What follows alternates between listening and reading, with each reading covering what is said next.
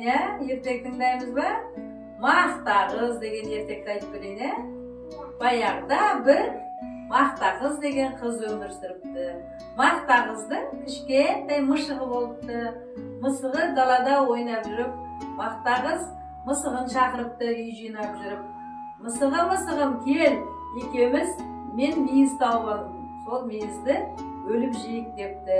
Сөйтсе, мысық келе қоймапты. Содан мақта қыз мейізді не істепті? Өзі жеп қойыпты. Бір кезде мысық келіпті. Мақта қыз, мейіз қайда, жаңа бөліп жейміз деп едің ғой депті. Сөйтсе, мақта қыз, мен мейізді жеп қойдым, сен келмедің ғой депті. Содан мысық мақта қызды мынандай табақта тұрған несін қатығын төгіп тастапты. Содан мақта қыз ренжіпті. Содан мақта қыз, мен саған мейіз беруім үшін сен маған қатық алып кел депті. Қатық алып келу үшін мысық кімге барыпты? Сиырға барыпты. Иә, сиыр маған қатық берші депті. Сөйтсе сиыр не депті оған? Сиыр маған жапырақ әкеп бер депті. Жапырақ әкелу үшін кімге барады мысық? Талға барады, тал маған жапырақ берші депті. Сөйтсе, сен маған су құй деп, оған су құйыпты. Содан мысыққа жапырақ беріпті. Содан дүкенге барыпты. Қыздар, маған жұмыртқа беріңдерші депті. Содан мысық жұмыртқа алып кепті.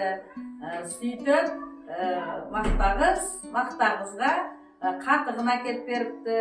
Содан мақта қыз екеуі дос бопты. Болды солай. Қалай, ертек ұнады ма балалар?